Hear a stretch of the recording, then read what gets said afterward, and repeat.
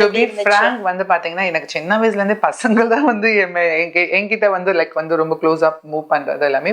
பெண்கள் வந்து எல்லாமே பாத்தீங்கன்னா என்னுடைய ரொம்ப க்ளோஸா இருப்பாங்க, அவங்க ரொம்ப கம்ஃபர்டபுளா இருப்பாங்க எனக்கு. பட் பெண்களை பாக்குறப்ப எனக்கு அந்த மாதிரி எண்ணம் இது வரைக்கும் என்னைக்குமே வந்தது இல்லை. என்னோட சின்ன வயசுல இருந்து எனக்கு இந்த உணர்வுகள் தான் அது எல்லாமே. லைக் மாற்றங்கள் இதை வந்து டப்புன்னு வந்து எதுவும் மாத்த வாழ்க்கையில மாத்த முடியாது. என்னோட டிரான்ஸ்ஃபர்மேஷனுக்கு வந்து பாத்தீங்கன்னா ரொம்ப ஸ்ட்ரகிள் பட்டேன். லைக் வந்து சொல்றதுக்கே இல்லை. பிகாஸ் நான் பிக் பாஸ் சொல்லியிருப்பேன். அது வந்து நான் அது பேசி முடிச்சு நான் மறுநாள் வெளியே வந்த காரணமே வந்து என்னோட ரொம்ப உடஞ்சு. எனக்கு டிரான்ஸ் ஃபேமிலி இருக்கு, எனக்கு என்னோட பொண்ணுங்கள் இருக்காங்க, எனக்கு பேத்திகள் இருக்காங்க. லைக் லைக் அது வந்து ஒரு ஃபேமிலி மாதிரி தான்.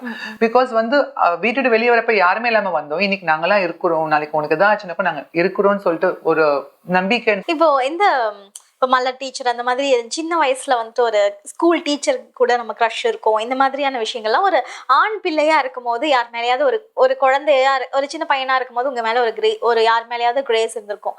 அதே வந்து நீங்க ஒரு பெண்ணா மாறினதுக்கு அப்புறம் அந்த தருணங்கள் எப்படி இருந்தது, அந்த மாதிரி ஏதாவது ஃபீல் பண்ணிருக்கீங்களா? நம்ம சின்ன வயசுல ஒரு பெண்களை பார்த்த விதமும் நீங்களே ஒரு பெண்ணா மாறினதுக்கு அப்புறம் பாக்குற விதமும் வந்து பாத்தீங்கன்னா எனக்கு சின்ன வயசுல இருந்தே பசங்கள் தான் வந்து என்கிட்ட வந்து லைக் வந்து ரொம்ப க்ளோஸா மூவ் பண்றது எல்லாமே.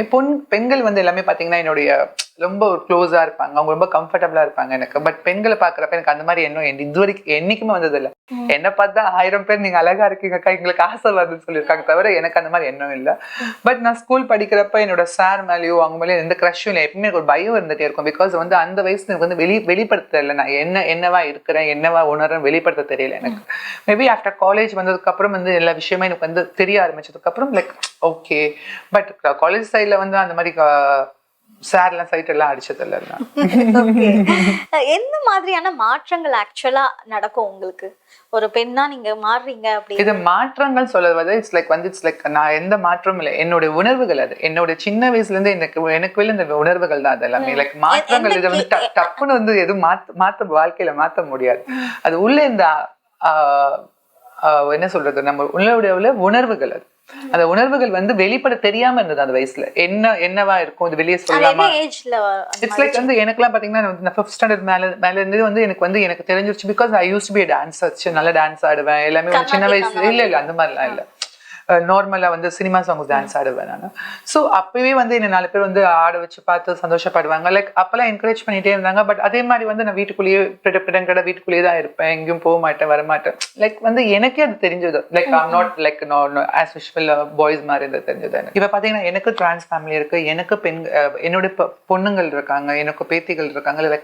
லைக் அது வந்து ஒரு ஃபேமிலி மாதிரி தான். என்னோட லைஃப்ல வந்து பாத்தீங்கன்னா லைக் வந்து ஐ வாண்ட் டு ஃபோக்கஸ். எனக்கு வந்து லைக் ரொம்ப ஸ்ட்ரகிள் பட்டேன். என்னோட டிரான்ஸ்ஃபர்மேஷனுக்கு வந்து பாத்தீங்கன்னா ரொம்ப ஸ்ட்ரகிள் பட்டேன். லைக் வந்து சொல்றதுக்கே இல்லை. பிகாஸ் நான் பிக் பாஸ் சொல்லியிருப்பேன். அது வந்து நான் அது பேசி முடிச்சு நான் மறுநாள் வெளியே வந்த காரணமே வந்து என்னோட ரொம்ப உடஞ்சு போயிட்டேன். லைஃப்ல நான் பட்ட கஷ்டங்கள் அந்த மாதிரி இருந்தது. பெஸ்டா ப்ரப்போஸ் பண்றாங்களா முக்கியமே இல்லை. பட் வந்து அந்த பர்சன் வந்து நம்ம லைஃப்ல கொண்டு போனாங்களா பார்க்கணும். நம்ம யாரு நம்மளும் கொண்டு போக முடியுமா, அவங்களுக்கு கொண்டு போக முடியுமான்னு. ஸோ ஆசையா இருக்கிற விஷயத்துக்கு வந்து அவங்க நம்மளை வந்து யூஸ் பண்ணிடக்கூடாதுன்னு எப்பவுமே ரொம்ப கான்சியஸா இருக்கும். டிரான்ஸ் உமனா மாறி மறுநாள் டிரான்ஸ் உமனா வாழ்றானா நம்பவே முடியாது. பிகாஸ் டிரான்ஸ் உமனா வாழ்றது இந்த உலகத்துல இருக்க பெரிய வந்து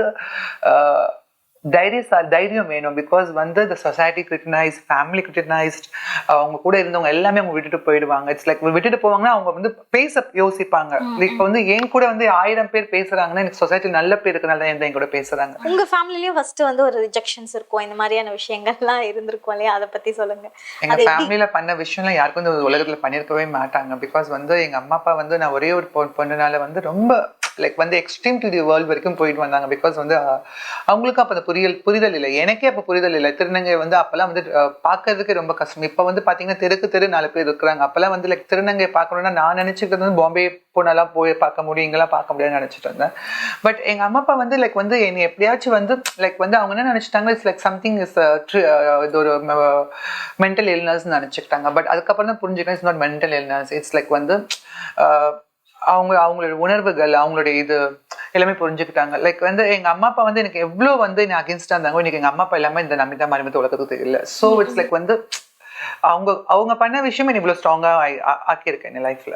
ஓகே, நீங்க சொன்ன மாதிரி சும்மா விளையாட்டுக்கு ஏதோ ஒன்று பேசும்போது கூட என்ன சொல்லுவாங்க அப்படின்னா, நீ வேணா மும்பை போயிடுறியா, மும்பை போய் மாறிடுறியா, இந்த மாதிரியான விஷயங்கள்லாம் பேசுற வார்த்தைகள் இருக்குல்ல. அதையே மும்பை அப்படிங்கிற ஒரு விஷயம் திருநங்கைன்னா அப்ப வந்து எல்லாமே நினைச்சுக்கிட்ட விஷயம் லைக் மும்பையில தான் அங்க இருப்பாங்க, மும்பையில தான் இருப்பாங்க. எனக்கு ஆரம்பத்துல அப்படிதான் இருந்தது. அதுக்கப்புறம் தான் லைக் எனக்கு சென்னையில வந்து எனக்கு இருக்க திருநங்கைகளோட ஃப்ரெண்ட்ஸ் கிடைச்சதுக்கு அப்புறம் தான் நான் சென்னையில இருக்கிறாங்க தெரிஞ்சுக்கிட்டேன் நான்.